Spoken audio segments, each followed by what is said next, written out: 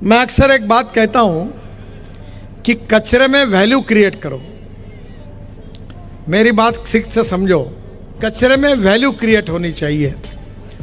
तो पहला काम ये हुआ है कि अब कचरे से हम लोग जो एग्रीगेट निकलेगा वो रोड में जाएगा, प्लास्टिक, ग्लास और मेटल जो लोहा है इसका रिसाइकलिंग होगा और उसके बाद में जो ऑर्गेनिक वेस्ट आएगी वो बायोडाइजेस्टर वहाँ बन रहा है और उसमें सीएनजी और एलएनजी तैयार होगा।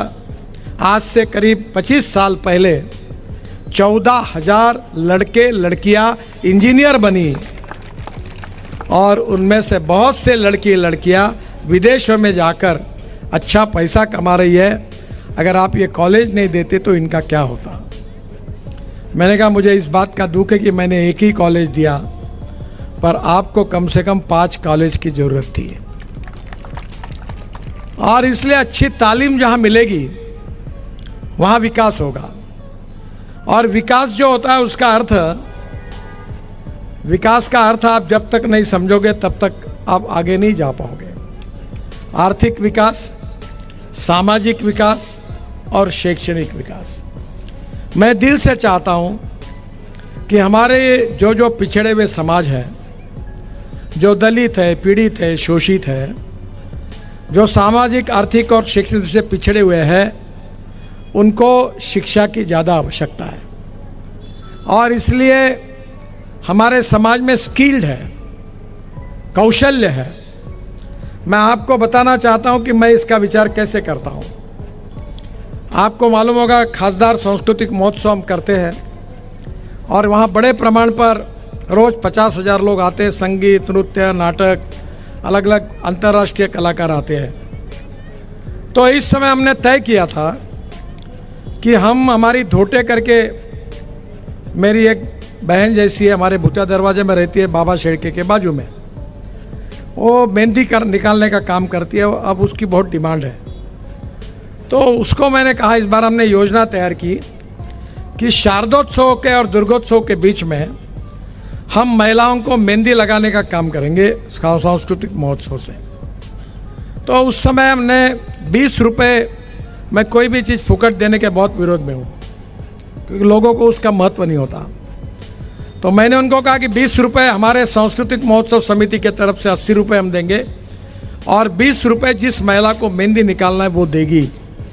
और 100 रुपये के हिसाब से 370 लड़कियां जो मेहंदी निकालने का काम उन्होंने नागपुर में किया, आपके बस्ती में भी किया होगा, 36,000 महिलाओं को।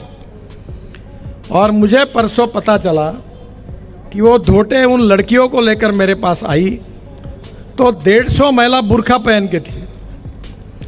तब मेरे ध्यान में, तब उसने बताया कि 200 महिला मुस्लिम समाज की है और 150 महिला दलित समाज की है और ये इस हुनर उनके पास है और ये मेहंदी लगाने का काम करती है। हजारों रुपए उनको मिले क्योंकि उनकी हुनर के कारण। क्या आप नहीं चाहते कि आपका लड़का पढ़े?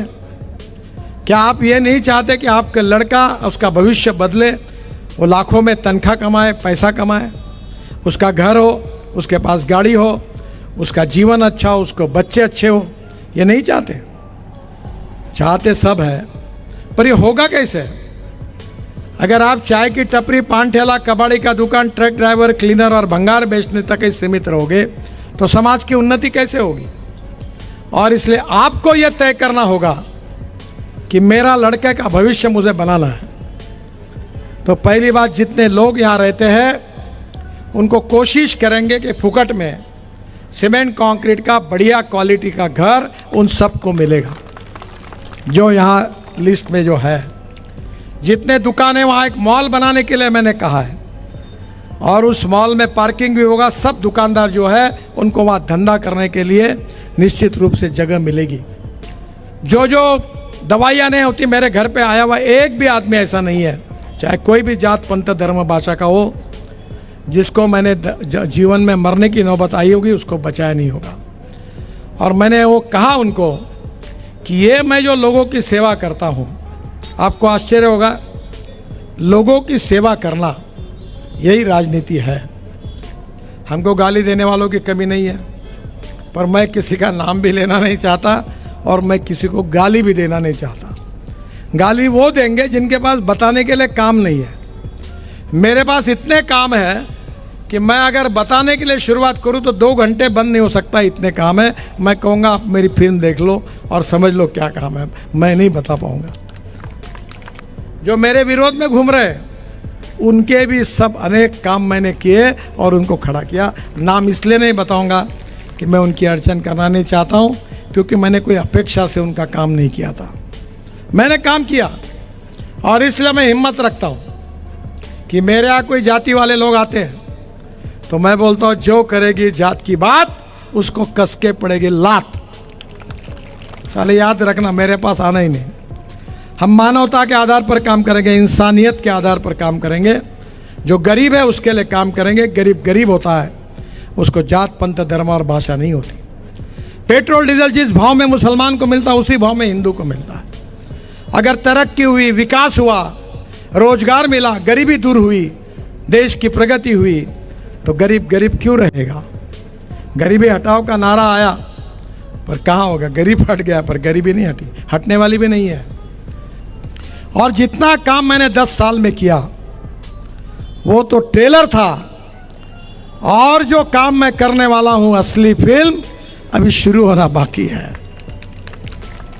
और मैं आपको विश्वास दिलाता हूं कि आपके कारण मुझे बहुत शोहरत मिली। आपको पता है दुबई के राजा, दुबई के प्रिंस हिंदुस्तान में आए थे। मैं, मोदी जी, हम सब मंत्री 3-4 एक टेबल पर बैठे थे हैदराबाद हाउस में। तो दुबई के प्रिंस ने मोदी जी को कहा कि हमारे लिए एक एहसान कर दो। बोले आपको क्या चाहिए? तो बोले 6 महीने के लिए नितिन गडकरी को दुबई के लिए एक्सपोर्ट कर दो।